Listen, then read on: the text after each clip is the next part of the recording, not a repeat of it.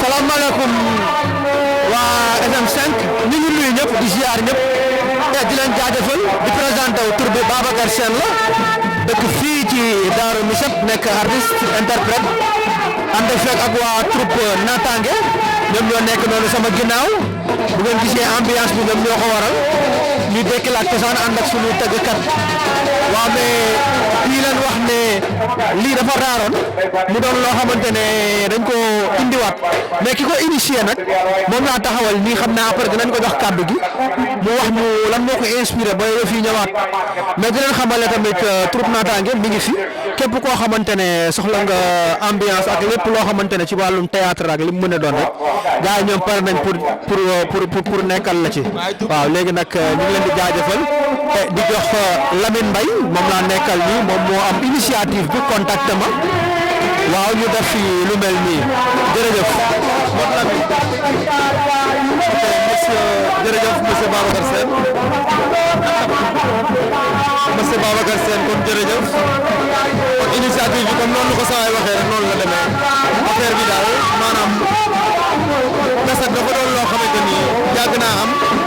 te mu dem ñu xool mu dem ba raar bi mu raar nag moo tax ñu indiwaat ko jéem a xool gën a mën a initier xale yi ñu gën a comprendre xam ni seen cosaan la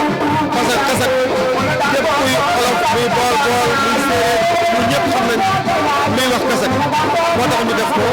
loolu doon moo tax ñu def ko pour gën a mën a impliqué ci xale yu ndaw yi ñëpp ñu xam ne ñun li mooy suñu cosaan mooy Kasak moo tax daal ñu def ko jaajëf sa jërëjëf. waaw Kasak bi dafa baax ci njulli bi parce que Kasak bi ñu koy def ay yettaate la maanaam say bàjjan say ndijaay say mag ñëppay teew ñu jongal la war la wan maanaam say cosaan bu gën a xam sa cosaan gën a xam sa bopp dina tax lu bëri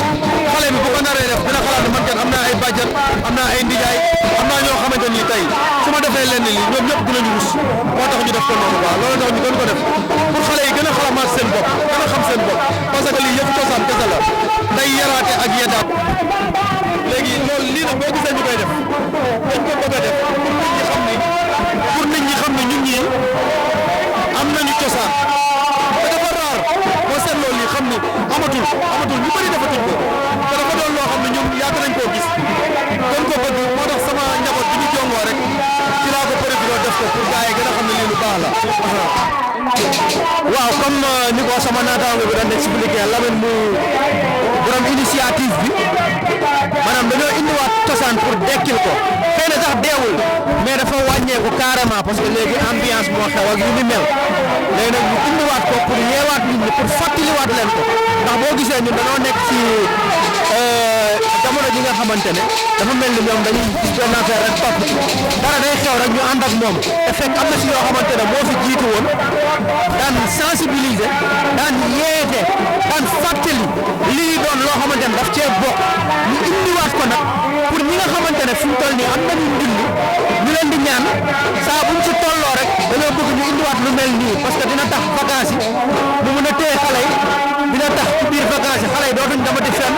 dina tax képp koo xamante ne par exemple tey jii dem nga ba toll ci situation bu mel nii rek di nga indiwaat lu mel nii loolu lañ si jublu.